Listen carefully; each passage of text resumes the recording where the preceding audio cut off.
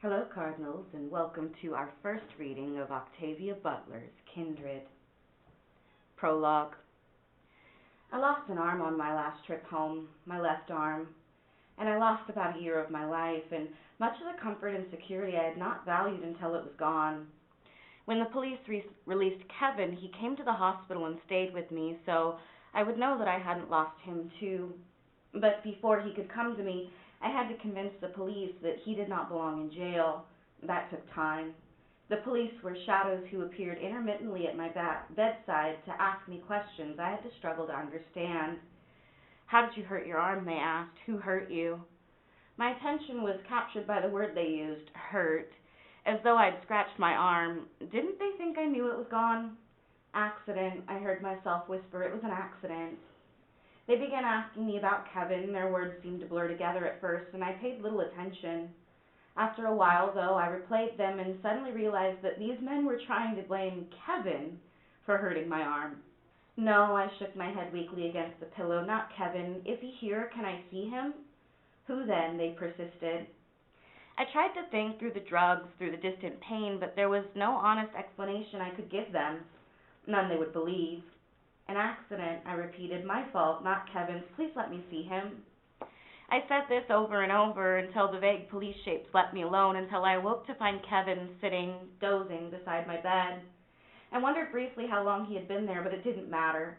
The important thing was that he was there. I slept again, relieved. Finally, I woke feeling able to talk to him coherently and understand what he said. I was almost comfortable except for a strange throbbing of my arm, of where my arm had been. I moved my head, tried to look at the empty place, the stump, and then Kevin was standing over me, his hands on my face, turning my head toward him. He didn't say anything. After a moment, he sat down again and took my hand and held it. I felt as though I could have lifted my other hand and touched him. I felt as though I had another hand. I tried again to look, and this time he let me. Somehow I had to see to be able to accept what I knew was so. After a moment, I lay back against the pillow and closed my eyes. "Above the elbow," I said. They had to. "I know, I'm just trying to get used to it." I opened my eyes and looked at him, and then I remembered my earlier visitors. "Have I gotten you into trouble?" "Me?" "The police were here. They thought you had done this to me." "Oh, that. They were sheriff's deputies. The neighbors called them when you started to scream.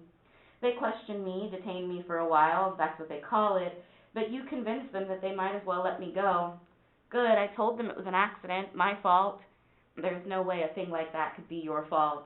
"That's debatable, but it certainly wasn't your fault." "Are you still in trouble?" "I don't think so. They're sure I did it, but there are no witnesses and you won't cooperate. Also, I don't think they can figure out how I could have hurt you in the way you were hurt." I closed my eyes again, remembering the way I had been hurt, remembering the pain. "Are you all right?" Kevin asked. "Yes. Tell me what you told the police." "The truth." He toyed with my hand for a moment silently, and I looked at him, found him watching me.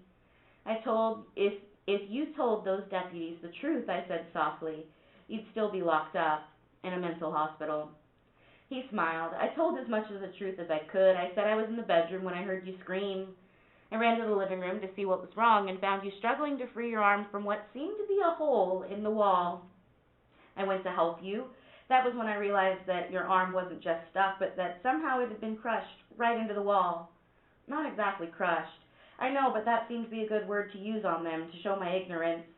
It wasn't all that inaccurate either. Then they wanted me to tell them how such a thing could happen. I said I didn't know. Kept telling them I didn't know. And heaven help me, Dana, I don't know." "Neither do I," whispered. "Neither do I."